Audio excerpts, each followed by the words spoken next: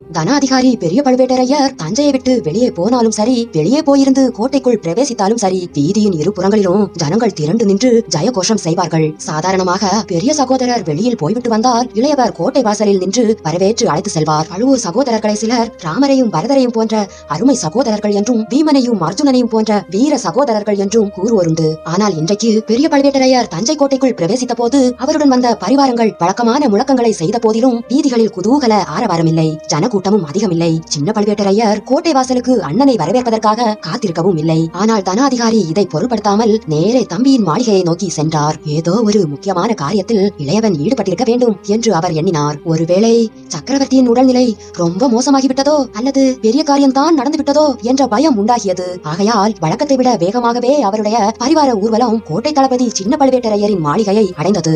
மாளிகை வாசலுக்கு தமையனை வரவேற்க வந்த தளபதியின் முகத்தில் பரபரப்பும் கவலையும் காணப்பட்டன. தமையனுக்கு வணக்கம் செலுத்திய பிறகு மார்புற தழுவிக்கொண்டார். இருவரும் மாளிகைக்குள் சென்றார்கள். நேரே ரகசிய மந்திர ஆலோசனை மண்டபத்துக்குள் இருவரும் பிரவேசித்தார்கள். இருவரும் தனிப்பட்டதும், தம்பி காலாந்தகா, என்ன ஒரு மாதிரி இருக்கிறாய்? ஏதாவது விசேஷம் உண்டா? சக்கரவர்த்தி சுகமா என்று தமையனார் கேட்டார். சின்ன பழுவேட்டராகிய காலாந்தக கண்ட சக்கரவர்த்தி எப்போது போல் இருக்கிறார். அவரது சுகத்தில் அபிவிருத்தியும் இல்லை, சீர்கேடும் இல்லை. பின் ஏன் வாட்டம் அடைந்திருக்கிறது உன்முகம்? ஏன் கோட்டை வாசலுக்கு வரவில்லை? ஒரு மாதிரி சலசலப்பு குறைந்திருக்கிறதே என்று பெரியவர் கேட்டார். அண்ணா, ஒரு சிறு சம்பவம் நடந்திருக்கிறது. பிரமாதம் ஒன்றும் இல்லை. அதை பற்றி பிற்பாடு சொல்கிறேன். தாங்கள் போன காரியங்கள் எல்லாம் எப்படி என்று காலாந்தக கண்டர் கேட்டார். நான் சென்றிருந்த காரியம் பூரண வெற்றிதான். அழைத்திருந்தவர்கள் அவ்வளவு பேரும் கடம்பூருக்கு வந்திருந்தார்கள். எல்லோரும் ஒருமுகமாக உன் மருமகன் மதுராந்தகனே அடுத்த பட்டத்துக்கு உரியவன் என்று ஒப்புக்கொண்டார்கள். ஜெயகோஷத்துடன் ஆமோதித்தார்கள். நியாயத்துக்கு கட்டுப்படவில்லை என்றால் கத்தி எடுத்து போர் செய்து உரிமையை நிலைநாட்டவும் அவ்வளவு பேரும் சித்தமா இருக்கிறார்கள். கொல்லிமழவனும் வணங்காமுடியாரும் கூட ஒப்புக்கொண்டார்கள் என்றால் நம்முடைய நோக்கம் நிறைவேற்றுவதற்கு தடை என்ன? சம்புவரையர்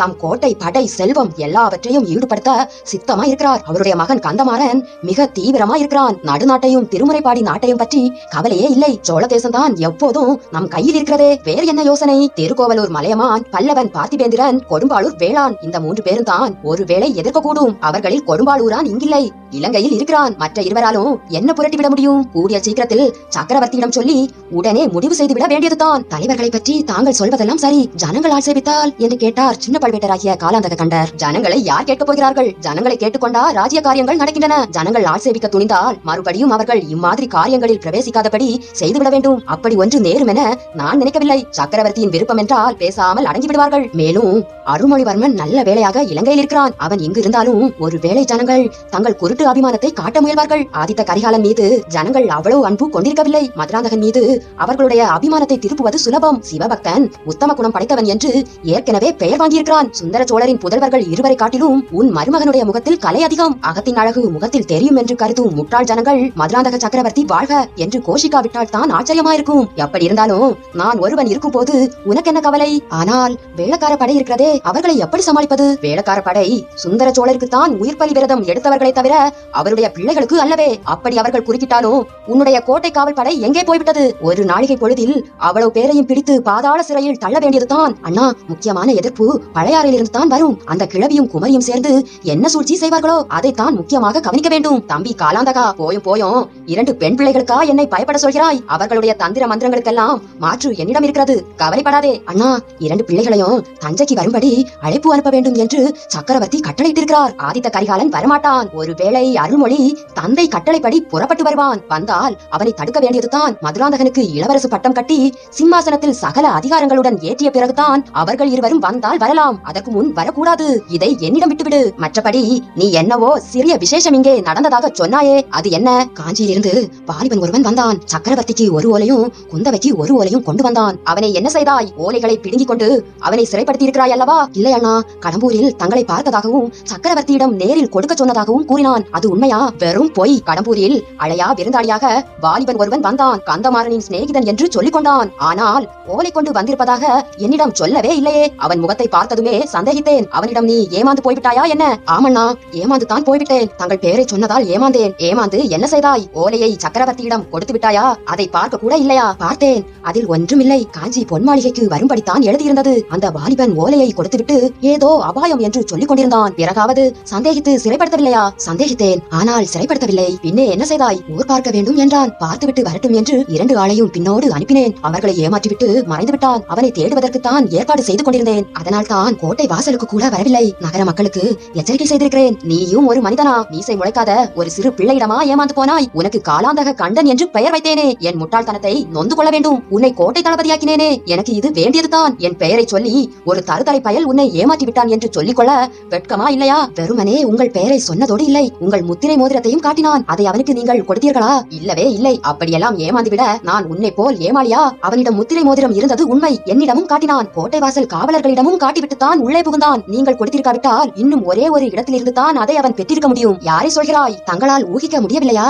இளையராணியை தான் சொல்கிறேன். ஜாக்கிரதை, நாக்கை அறுத்து விடுவேன். நாக்கை அறுத்தாலும் அருங்கள், தலையை கொய்தாலும் கொய்யுங்கள். வெகு நாளாய் சொல்ல விரும்பியதை இப்போது சொல்லிவிடுகிறேன். விஷநாகத்தை அழகா இருக்கிறது என்று எண்ணி வீட்டில் வைத்து வளர்க்கிறீர்கள். அது ஒரு நாள் கடிக்கத்தான் போகிறது. நாம் எல்லோரையும் நாசம் செய்ய போகிறது. வேண்டாம், அவளை துரத்திவிட்டு மறு காரியம் பாருங்கள். காலாந்தக கண்டா, வெகு நாளாக உனக்கு சொல்ல எண்ணி இருந்த ஒரு விஷயத்தை நானும் உனக்கு இன்று சொல்கிறேன். வேறு எந்த காரியத்தை பற்றி வேண்டுமானாலும் உன் அபிப்பிராயத்தை தாராளமாக சொல்லலாம். என் காரியம் பிடிக்காவிட்டால் தைரியமாக கண்டித்து பேசலாம். ஆனால் நான் கைப்பிடித்து மணந்து கொண்டவளை பற்றி குறைவாக இனி எப்போதாவது ஒரு வார்த்தை சொன்னாலும் உன்னை வளர்த்த இதே கையினால் உன்னை கொன்று விடுவேன். உனக்கு கத்தி பிடிக்க சொல்லிக் கொடுத்த நான் உன் கத்தியை பிடுங்கியே உன்னை வெட்டி கொள்ளுவேன். ஜாக்கிரதை. அந்த 2 சகோதரர்களும் அப்போது போட்டுக்கொண்ட ஆத்திர சொற்போர் சிங்கமும் மோதி பயங்கரமான சண்டை பிடிப்பது போல் இருந்தது. அவர்களுடைய குரலும் சிம்ம கர்ஜனையை போல் முழங்கியது. அவர்கள் பேசியது ரகசிய மந்திரா ஆலோசனை மண்டபத்தில் தான் என்றாலும் வெளியில் காத்திருந்தவர்களுக்கெல்லாம் அவர்களுடைய குரல் விவரம் இன்னதென்று தெரியாமல் இடி முழக்கம் போல் கேட்டது. அனைவரும் என்ன விபரீதமோ என்று நடுங்கிக் கொண்டிருந்தார்கள். பெரிய பழுவேட்டரையர் கடைசியாக தமது மாளிகைக்கு திரும்பிய போது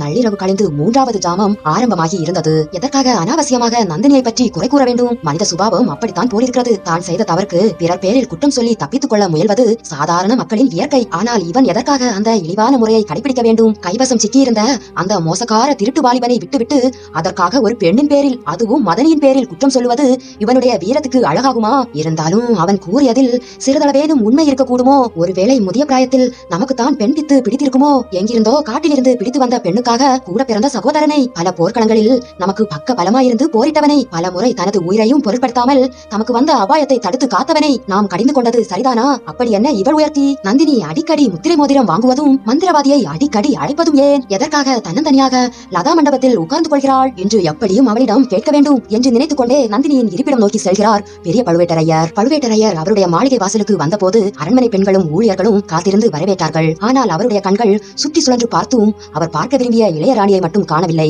விசாரித்ததில் இன்னும் லதா மண்டபத்தில் இருப்பதாக தெரிய வந்தது. நள்ளிரவு ஆன பிறகும் அங்கு இவளுக்கு என்ன வேலை என்ற கேள்வியுடன் ஆத்திரத்துடனேயே லதா மண்டபத்தை நோக்கி சென்றார். இவர் லதா மண்டப வாசலை அடைந்த போது நந்தினியும் அவளுடைய தோழியும் எதிரே வருவதை கண்டார். அப்படி வந்தவள் இவரை கண்டதும் நின்று அவரை பார்க்காமல் தோட்டத்தில் குடிக்கொண்டிருந்த இருளை பார்க்க தொடங்கினாள். பழுவேட்டரையர் நந்தினியின் அருகில் வந்த பின்னரும் அவள் அவரை திரும்பி பார்க்கவில்லை. நந்தினியை கடிந்து கொள்ளலாம் என்று எண்ணிக்கொண்டு வந்ததற்கு மாறாக அவளுடைய கோபத்தை இவர் தணிக்க வேண்டியதா இருந்தது. நந்தினி, என்ன கோபம்?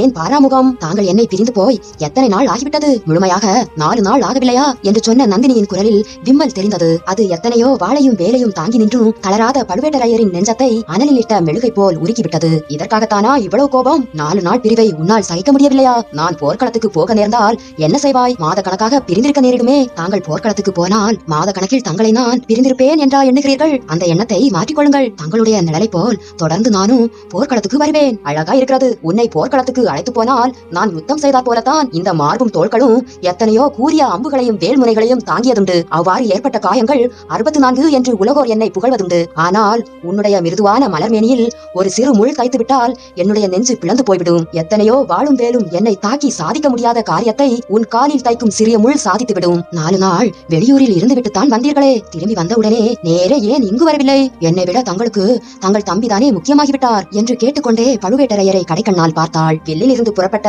அம்பை போல் உன்னிடம் வருவதற்குத்தான் என் மனம் ஆசைப்பட்டது. ஆனால் அந்த அசட்டு பிள்ளை மதுராந்தகன் சுரங்க வழியின் மூலமாக பத்திரமாக திரும்பி வந்து சேர்ந்தானா என்று தெரிந்து கொள்வதற்காகவே தம்பியின் வீட்டில் தாமதிக்க வேண்டியதாகிவிட்டது. ஐயா, தாங்கள் எடுத்த காரியங்களில் எல்லாம் எனக்கும் சிரத்தை உண்டு. தங்கள் முயற்சி அனைத்தும் வெற்றி பெற வேண்டும் என்று தான் நானும் ஆசைப்படுகிறேன். ஆனாலும் நான் ஏற வேண்டிய மூடு பல்லக்கில் ஒரு ஆண் பிள்ளையை தாங்கள் ஏற்றிக்கொண்டு போவதை நினைத்தால் எனக்கு கஷ்டமா இருக்கிறது.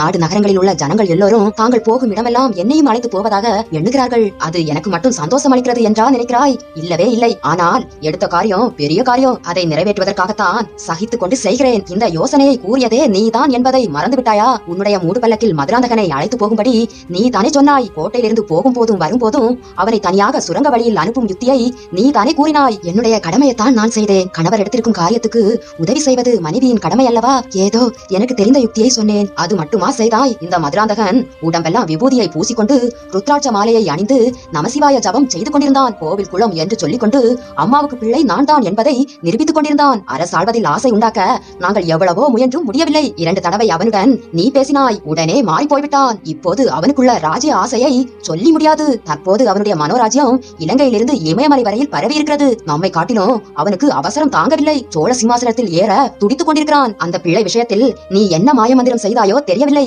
நீ தான் இப்படிப்பட்ட மாயமந்திரக்காரியா இருக்கிறாயே. வேறு மந்திரவாதியை நீ ஏன் அழைக்கிறாய்? அதை பற்றி அனாவசியமாக ஜனங்கள் பேசுகிறார்களே. அரசே, அதை பற்றி அனாவசியமாக யாரேனும் பேசினால் அப்படிப்பட்ட துஷ்டர்களின் நாக்கை துண்டித்து புத்தி கற்பிப்பது தங்கள் பொறுப்பு. மந்திரவாதியை நான் ஏன் அழைக்கிறேன் என்பதை முன்னமே சொல்லியிருக்கிறேன். தாங்கள் மறந்திருந்தால் இன்னொரு தடவையும் சொல்லுகிறேன். பழையாறையில் உள்ள அந்த பெண் பாம்பின் விஷத்தை இறக்கத்தான். நீங்கள் போர்க்களத்தில் நேருக்கு நேர் நின்று ஆண் பிள்ளைகளோடு போரிடுவீர்கள். கேவலம் பெண் பிள்ளைகள் என்று அலட்சியம் செய்வீர்கள். பெண் பிள்ளைகளுடன் போர் செய்வது உங்களுக்கு அவமானம். ஆனால் 100 ஆண் பிள்ளைகளை காட்டிலும் ஒரு பெண் பிள்ளை அதிகமான தீங்கு செய்வாள். பாம்பின் கால் பாம்பறியும். அந்த குந்தவையின் வஞ்சனை எல்லாம் உங்களுக்கு தெரியாது, எனக்கு தெரியும். தங்களையும் என்னையும் சேர்த்து அவள் அவமானப்படுத்தியதை தாங்கள் மறந்திருக்கலாம். நான் மறக்க முடியாது. 100 பெண்களுக்கு மத்தியில் என்னை பார்த்து அந்த கிழவனுக்கு தான் சாக போகிற சமயத்தில் பெண்மோகம் பிடித்து புத்தி கெட்டு போய்விட்டது. உன் அறிவு எங்கே போய்விட்டது? அந்த கிழவனை ஏன் மணந்து கொண்டாய் என்று கேட்டாளே, அதை நான் மறக்க முடியுமா?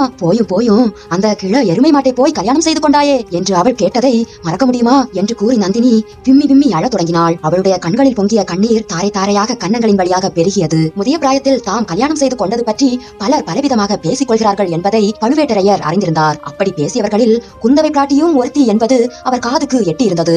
ஆனால் குந்தவை என்ன சொன்னாள் என்பதை இதுவரை யாரும் அவரிடம் எடுத்துச் சொல்லவில்லை. இப்போது நந்தினியின் வாயால் அதை கேட்டதும் அனல் கலந்த பெருமூச்சு வந்தது. நந்தினியின் கண்ணீர் அவருடைய உள்ளத்தீயை மேலும் கொழுந்து விட்டறிய நெய்யாக உதவியது. அந்த சண்டாள பாதகி அப்படியா சொன்னாள்? என்னை கிழ எருமை மாடு என்றா சொன்னாள்? இருக்கட்டும், அவளை என்ன செய்கிறேன் பார். எருமை மாடு அள்ளிக்கொடியை காலில் வைத்து நசுக்குவது போல் நசுக்கி எறிகிறேன். அவர் முகம் கோப சொரூபத்தை அடைந்திருந்தது. நந்தினி அவரை சாந்தப்படுத்த முயன்றாள். மாதா, எனக்கு நேர்ந்த அவமானத்தை தாங்கள் பொறுக்க மாட்டீர்கள் என்பது எனக்கு தெரியும். ஆனால் பெரிய மத யானையின் மண்டையை பிளந்து ரத்தத்தை குடிக்கும் வலிமை உள்ள சிங்கம் கேவலம் ஒரு பூனை மீது பாய முடியாது. குந்தவை ஒரு பெண் பூனை, ஆனால் பெரிய மந்திரக்காரி. மாயமும் மந்திரமும் செய்துதான் அவள் இஷ்டம் போல் சோழ ராஜ்யத்தையே ஆட்டி வைக்கிறாள். அவளுடைய மந்திரத்தை மாற்று மந்திரத்தால் தான் வெல்ல வேண்டும். தங்களுக்கு விருப்பமில்லாவிட்டால் சொல்லிவிடுங்கள். இன்றைக்கே நான் இந்த மாளிகையை விட்டு வெளியேறுகிறேன் என்று கூறி மீண்டும் விம்மினாள். பழுவேட்டரையரின் கோப வெறி தணிந்தது. வேண்டாம் வேண்டாம், 1000 மந்திரவாதிகளை வேண்டுமானாலும் அழைத்து வைத்துக்கொள். நீ போக வேண்டாம். என் உயிரே நீதான். உயிர் போய்விட்டால் அப்புறம் இந்த உடம்பு என்ன செய்யும்? இப்போதே என்னை நீ விலக்கி வைத்திருப்பது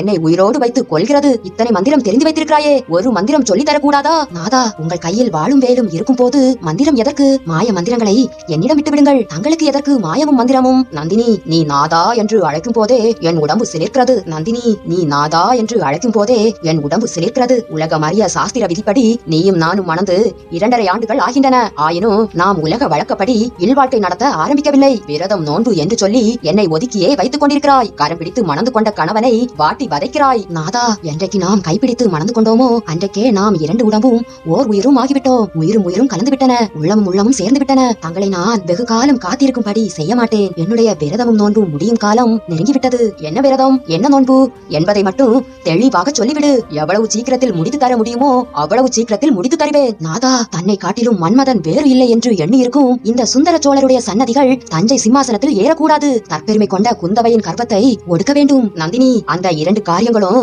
நிறைவேறி விட்டதாகவே நீ வைத்துக் கொள்ளலாம். ஆதித்தனுக்கும் அருள்மொழிவர்மனுக்கும் பட்டம் கிடையாது. மதுராந்தகனுக்கே பட்டம் கட்ட வேண்டும் என்று இந்த ராஜ்யத்தின் தலைவர்கள் எல்லோரும் சம்மதித்து விட்டார்கள். எல்லோரும் சம்மதித்து விட்டார்களா? உண்மைதானா என்று நந்தினி அழுத்தமாக கேட்டாள். 2-3 பேரை தவிர மற்றவர்கள் எல்லோரும் சம்மதித்து விட்டார்கள். கொடும்பாளூரானும் மலையமானும் பார்த்திபேந்திரனும் நம்முடன் என்றும் இணங்க மாட்டார்கள். அவர்களை பற்றி கவலை இல்லை. ஆயினும் காரியம் முடியும் வரையில் ஜாக்கிரதையாக இருக்க வேண்டும். அதற்கு சந்தேகமில்லை. எல்லா ஜாக்கிரதையும் நான் செய்து கொண்டு தான் வருகிறேன். மற்றவர்களின் முட்டாள்தனத்தினால் பிசகு நேர்ந்தால் தான் நேர்ந்தது. இன்றைக்கு கூட அத்தகைய பிசகு ஒன்று நேர்ந்திருக்கிறது. காஞ்சியிலிருந்து வந்த வாலிபன் ஒருவன் காலாந்தகனை ஏமாற்றிவிட்டு சக்கரவர்த்தியை சந்தித்து ஓலை கொடுத்திருக்கிறான். தங்கள் தம்பியை பற்றி தாங்கள் ஓயாமல் புகழ்ந்து கொண்டிருப்பீர்களே, அவருக்கு சாமர்த்தியம் போதாதென்று நான் சொல்லவில்லையா? இந்த விஷயத்தில் அசட்டுத்தனமாக போய்விட்டான். ஏதோ நம் அரண்மனை முத்திரை மோதிரத்தை அந்த வாலிபன் காட்டியதாக சொல்கிறான். ஏமாந்து போனவர்கள் இப்படித்தான் ஏதாவது காரணம் சொல்வார்கள். ஏமாற்றிய அந்த வாலிபனை பிடிக்க முயற்சி ஏதும் செய்யவில்லையா? முயற்சி செய்யாமல் என்ன, கோட்டைக்கு உள்ளேயும் வெளியேயும் வேட்டை ஆரம்பமாகிவிட்டது. எப்படியும் பிடித்து விடுவார்கள். இதனாலெல்லாம் நம்முடைய காரியத்துக்கு ஒன்றும் பங்கம் வந்து விடாது. சக்கரவர்த்தி காலமானதும் மதுராந்தகன் சிம்மாசனம் ஏறுவது நிச்சயம். நாதா, என்னுடைய விரதம் என்னவென்பதை தங்களுக்கு தெரியப்படுத்தும் காலம் இப்போது நெருங்கிவிட்டது. அதை சொல்லும்படித்தான் நானும் கேட்கிறேன். மதுராந்தகன் அசட்டு பிள்ளை, பெண் என்றால் பல்லை இழிப்பவன். அவன் பட்டத்துக்கு வருவதனால் என்னுடைய விரதம் நிறைவேறிவிடாது. வேறு எதனால் நிறைவேறும்? உன் விருப்பத்தை சொல்லு, நிறைவேற்றி வைக்க நான் இருக்கிறேன். அரசே, என் சிறு பிராயத்தில் பிரபல ஜோசியன் ஒருவன் என் ஜாதகத்தை பார்த்தான். 18 பிராயம் வரையில் நான் பல பல இன்னல்களுக்கு உள்ளாகுவேன் என்று சொன்னான். 18 பிராயத்துக்கு பிறகு தசை மாறும், இணையில்லாத உன்னத பதவியை அடைவேன் என்று சொன்னான். அவன் சொன்னது உண்மைதான். அந்த ஜோசியன் யார் என்று சொல்லு, அவனுக்கு கனகாபிஷேகம் செய்து வைக்கிறேன். நாதா, இன்னும் அந்த ஜோசியன் கூறியது ஒன்று இருக்கிறது, அதை சொல்லட்டுமா? கட்டாயம் சொல்லு, சொல்லியே தீர வேண்டும். என்னை கைப்பிடித்து மணந்து கொள்ளும் கணவர் மணிமகுடம் தரித்து ஒரு மகா சாம்ராஜ்யத்தின் சிம்மாசனத்தில் 56 தேசத்து ராஜாக்களும் வந்து அடிபணிந்து ஏத்தும் சக்கரவர்த்தியாக வீட்டிருப்பார் என்று அந்த ஜோசியன் சொன்னான். அதை நிறைவேற்றுவீர்களா? நந்தினியின் வார்த்தையை கேட்டு பழுவேட்டரையருக்கு உலகமே சுழன்றது போல் இருந்தது.